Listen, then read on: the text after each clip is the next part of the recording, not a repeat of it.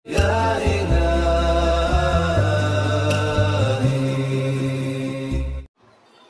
হুরায়রা রাদিয়াল্লাহু তাআলা আনহু বলেন, রাসূল সাল্লাল্লাহু আলাইহি ওয়াসাল্লাম বলেছেন, আস-সালাওয়াতুল খামস, 5 ওয়াক্ত সালাত, আল জুমাতু ইলাল জুমা, গত জুমায় জুমার সালাত আদায় করেছি, আর এই জুমায় জুমার সালাত আদায় করব।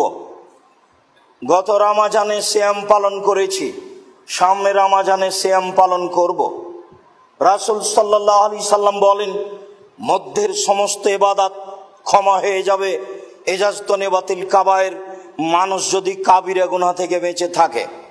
তাহলে 1 ওয়াক্ত সালাত আদায় করার পরে আর 1 ওয়াক্ত সালাত পর্যন্ত সময়ে মানুষ যেই পাপ করে সেই পাপ মুছে যায় সালাতের মাধ্যমে, যা অত্র হাদিসে রাসূল সাল্লাল্লাহু আলাইহি সাল্লাম বললেন। গত জুমার সালাত আদায় করেছি, আজকেও আদায় করব। মধ্যে যে সব পাপ হয়েছে সেসব পাপ ক্ষমা হয়ে যাবে বলে রাসূল সাল্লাল্লাহু আলাইহি সাল্লাম উল্লেখ করেছেন, যদি আমরা ঠিক মতো সালাত আদায় করি। তবে তিনি উল্লেখ করেছেন যে কাবিরা গুনাহ থেকে বেঁচে থাকলে ক্ষমা হবে। কাবিরা গুনাহ ইবাদত করে ক্ষমা হয় না, কাবিরা গুনাহ স্বীকৃতি দিয়ে ক্ষমা হয়। তবে কাবিরা গুনাহ 2 ভাগে বিভক্ত, একগুলি মানুষের সাথে জড়িত, একগুলি আল্লাহর সাথে জড়িত। যেগুলো মানুষের সাথে জড়িত সেগুলি মানুষকে দিয়েই ক্ষমা নিতে হবে, তাছাড়া সেগুলো ইহকালে পরকালে কোথাও ক্ষমা হবে না।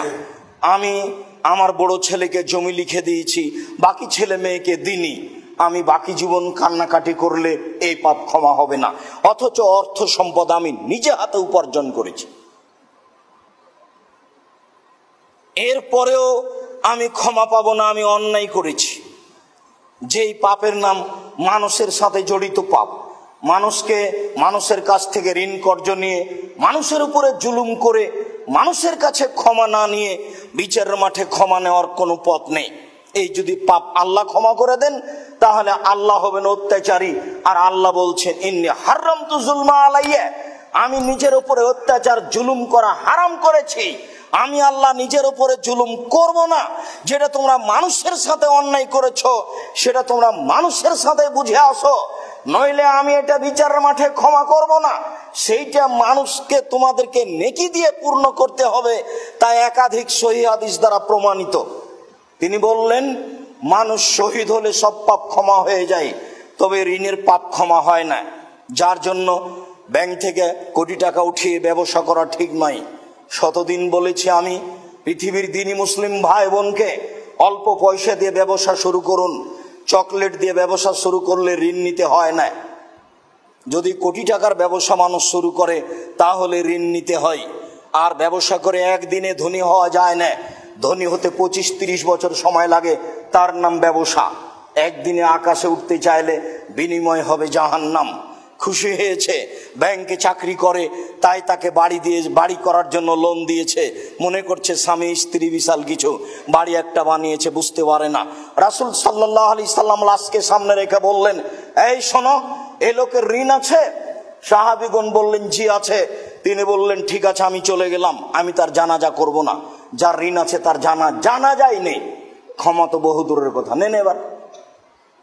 আর একবার বলা হলো, ঋণ আছে? বলে, জি আছে, আমি তার ঋণ পরিশোধ করব। আচ্ছা ঠিক আছে, আমি জানাজা পড়িয়ে দিচ্ছি। একবার বলেছেন, মানুষ শহীদ হয়ে গেলে সব পাপ ক্ষমা হয়, কিন্তু ঋণের পাপ ক্ষমা হয় না। তাই সালাতে সালাম ফেরার পূর্বে রাসূল সাল্লাল্লাহু আলাইহি সাল্লাম নিজে বলতেন, পৃথিবীর সকল পুরুষ নারীকে বলতে বলেছেন শেষ বাক্যটি, যে আল্লাহুম্মা ইন্নী আউযু বিকা মিনাল মা'আসি ওয়াল মাগরাম, হে আল্লাহ, তোমার কাছে আমি বাঁচতে চাই বড় পাপ হতে, ঋণ কর্জ হতে। আমি তোমার কাছে বাঁচতে চাই বড় পাপ হতে, ঋণ কর্জ হতে।